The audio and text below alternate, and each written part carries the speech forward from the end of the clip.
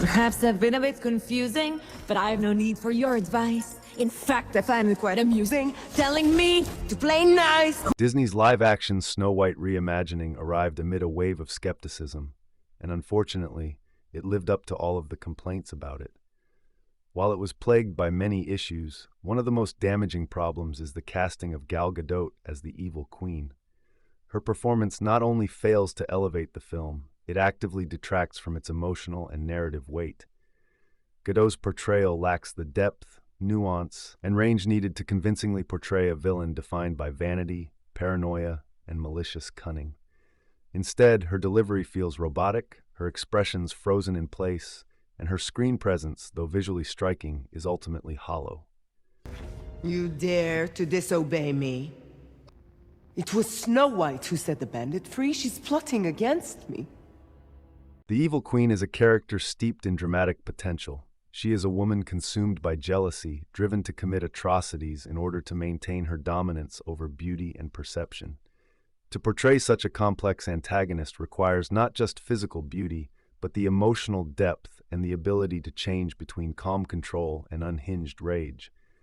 Gadot, unfortunately, seems incapable of tapping into these emotional extremes. Her line deliveries are flat and often monotone, and her facial expressions remain largely static, even in scenes demanding anger, fear, or triumph. There is little variation in her performance, and what should be a commanding presence comes off more like a malfunctioning robot mimicking villainy without understanding it. What did you say?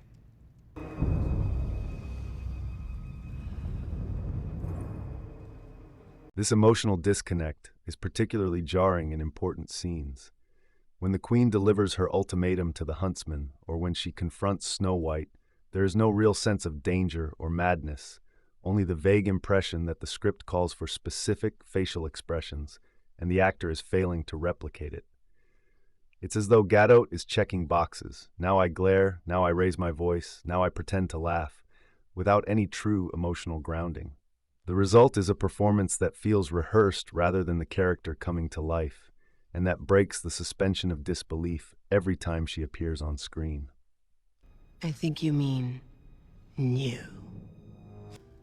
Go on. Speak to your people! The problems with Gadot's performance are compounded by a script that already struggles to provide depth and subtlety. With wooden dialogue and little character development, the film leans heavily on its cast to bring nuance where the writing does not.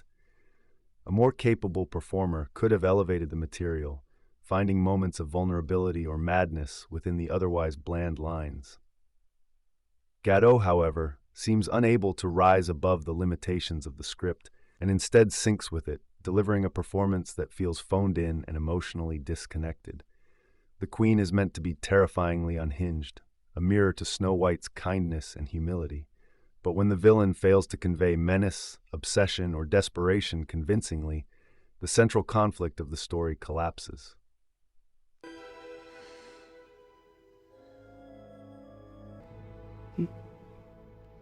Show me where you found him. In the forest. In the end, Snow White fails on multiple fronts, technically, narratively, and emotionally. But perhaps its most fatal flaw lies in its central antagonist. Gal Gadot's casting might have looked good on paper, but in execution, it exposes the wide chasm between screen presence and screen performance. The evil queen is a role that demands fire, charisma, and emotional depth. Gadot offers little more than a glassy stare and a hollow voice, a mimicry of menace that never becomes real. And in a fairy tale where the villain's envy drives the entire plot, such a failure is not just disappointing, it's fatal.